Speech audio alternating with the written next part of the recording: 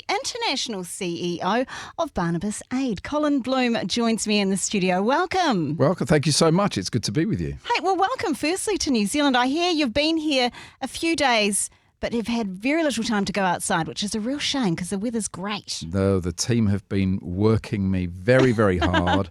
I landed first thing on Saturday morning and went straight into supporter engagement meetings, and then we've had I was preaching twice on Sunday, and then other meetings on Sunday, and then board meeting yesterday and public meetings last night, and here I find myself now talking to you, which is great. It's great to be here. It is so nice to have you in the studio. And, you know, I feel like before we do anything about the work you do, I want to find out a little bit more about you because you've got quite the bio and I don't know where to begin with it because it's extensive. So if you could sum your career up, and let's give this a go. I'm giving you a few minutes to do this. Well, can you tell us about it? Because it's quite fascinating. Well, I guess it feels fascinating to somebody who's not me, but I mean, I'm just a normal guy. You know, I'm married. I have 4 children, 4 amazing children. 3 of them are grown up. 1 of them's still at home, and I have a beautiful dog. And I have a fairly normal life, I suppose. But I did have a long career in politics and in government and in public life back in the UK. So I've worked for nearly all of the last 5 British Prime Ministers and some Secretaries of State and others. I was the International Secretary for the Conservative Party for a number of years. I ran something called the Conservative Christian Fellowship for a number of years. I was Director of the Conservative Party for a few years as well. So I had, worked in Number 10, Downing Street, which was fun. And I suppose, that I retired from government and politics in 2023, April 2023. There was a little-known British Prime Minister called Boris Johnson who asked me to write a report for the government on how it engages with faith communities, people of faith and places of worship, not just Christians, but all faiths.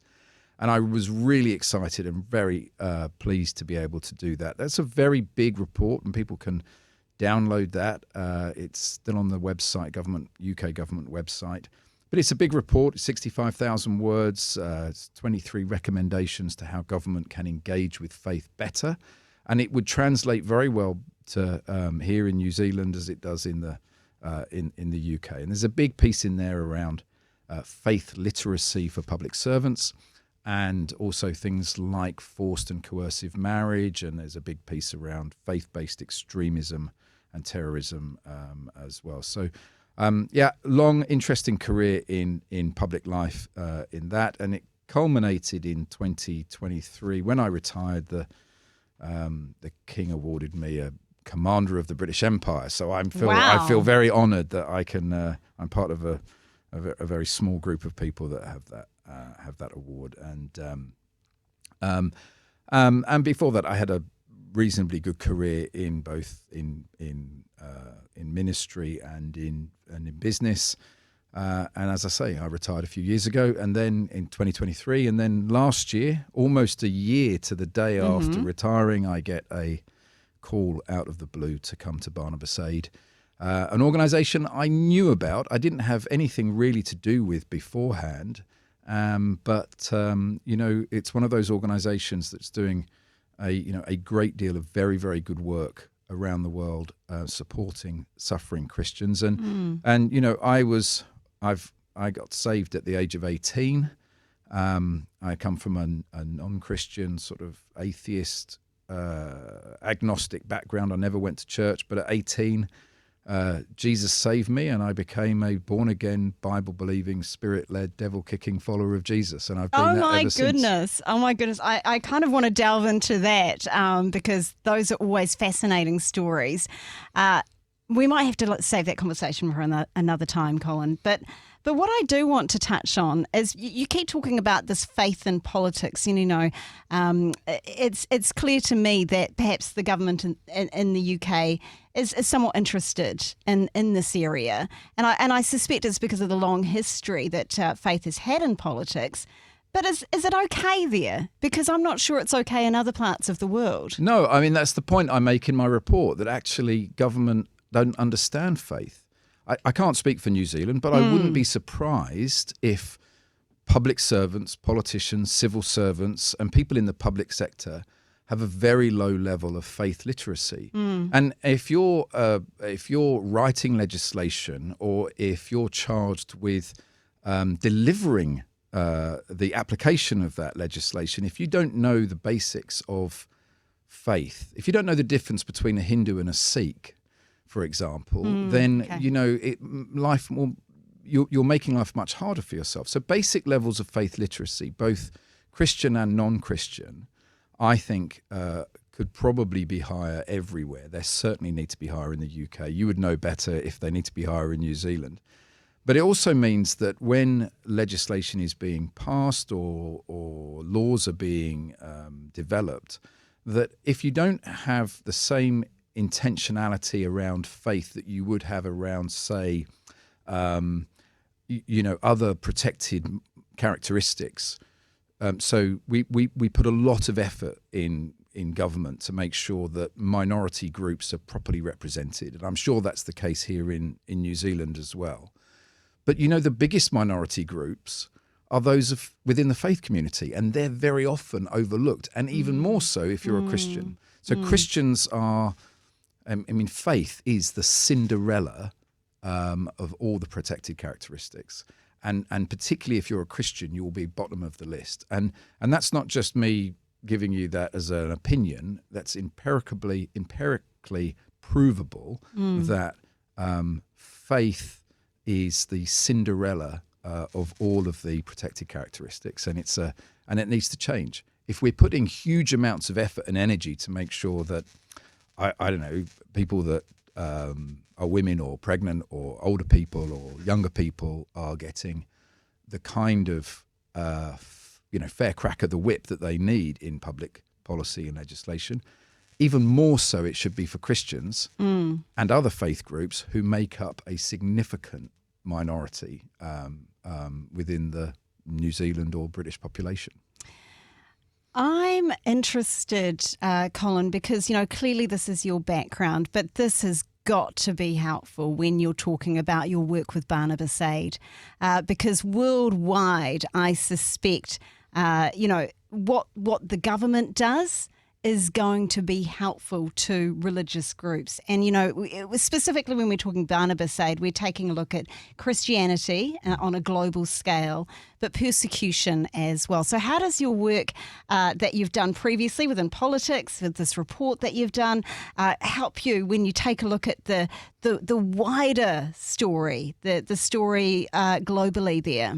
Well, it's a funny, I think, I hope I don't get cut off for this, but I think God's got a sense of humour, because I was in a fairly unique position, and to be invited to be part of the Barnabas story, because right now the experience and the skills and the time that I had doing different jobs in the past were absolutely perfect for where Barnabas is today, because today around the world, Christians are still the number one persecuted minority and persecuted group anywhere in the world. More Christians are suffering from abandonment or just plain suffering, or are being persecuted, than at any other time in human history, and more than any other group. Now, that's not to minimize, what's happening around the world with, for example, anti-Semitism, or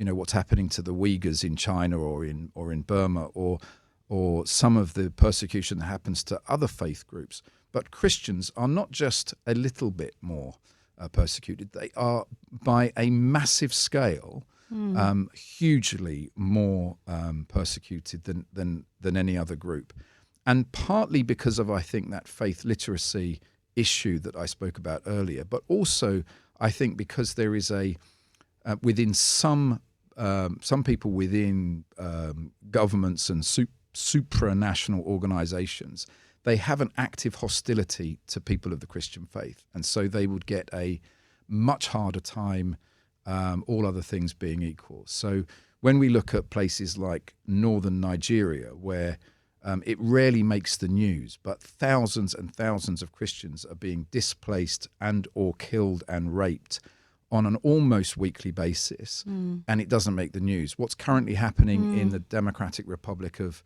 Congo, on the eastern end, you know, Goma, for example, Christians are being targeted and persecuted and murdered by the dozen, and it barely makes the news. Christian children being put into slavery in some parts of Pakistan or even in the DRC to what's euphemistically called artisanal mining. It sounds very nice, but Christian children are being put into slavery to mine cobalt that is then being shipped off to China and processed there and end up in our mobile phones. And so when people are being targeted like this on such an industrial scale and it's not being reported on, then the work of organizations like Barnabas Aid become that much more important. And I think we can tackle it at two levels. The first, most important, is to get there on the ground and support our suffering brothers and sisters where they are. Yeah. But secondly is to go upstream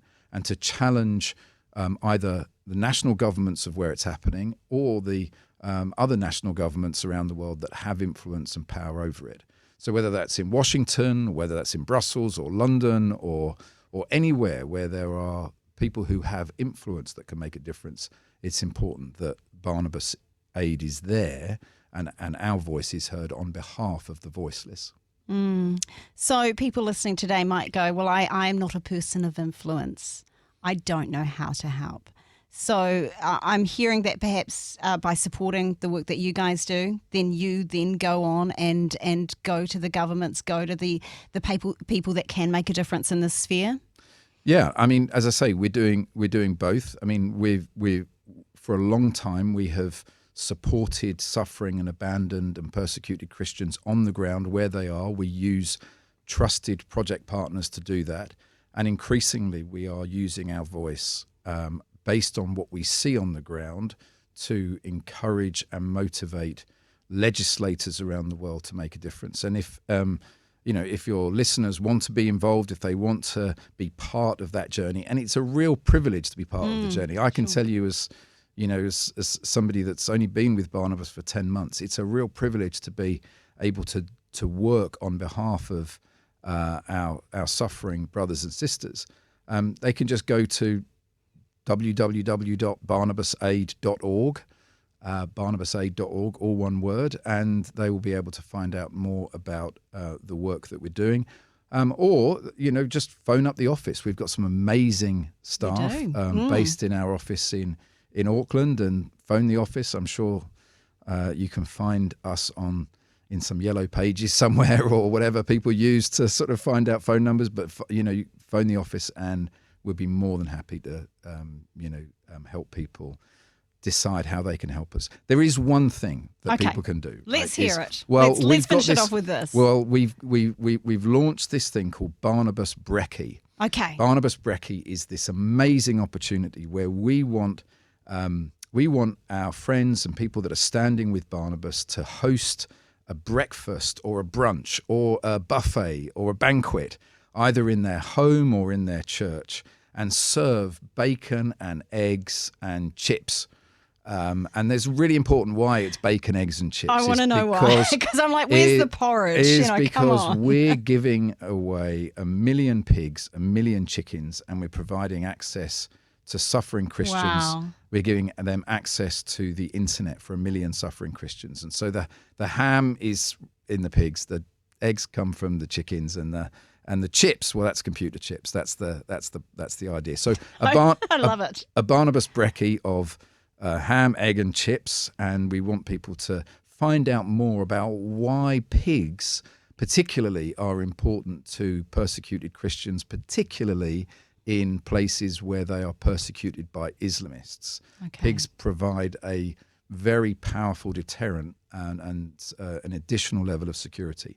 And we've provided a brilliant Barnabas Brekkie guide, a guide to hosting a Barnabas Brekkie, and that can either be posted to people or we can or it can be downloaded. But we'd really love it if your listeners were able to put on one of these breakfasts. It's great fun. It's enormous fun to host it and put it on. But actually, the reason for hosting it is very serious, and I think people would love it. They'd love to hear more about it, and I'm sure they'd be motivated to do it. And who doesn't like bacon and eggs? I'm in. I love breakfast. It's my favourite meal of the day. So when you said breakfast, I was like, I'm there. I'm loving that idea. Colin, thank you so much for joining us. I've been speaking with Colin Bloom, the International CEO of Barnabas Aid. Hey, do check out this brekkie, the Barnabas brekkie, and of course all the good work that they do there at Barnabas Aid. That's barnabasaid.org. Thanks again. Thanks for joining us on Rhema. Now, if you found value in today's content, hit that like button. And if you haven't already, consider subscribing to our channel with the subscribe button. This really helps us to continue to produce more quality content for you. And hey, if you'd like to stay updated and never miss any of our future videos, ring that notification bell as well. Don't forget to follow us on our other socials, which are in the description below. And until then, stay tuned.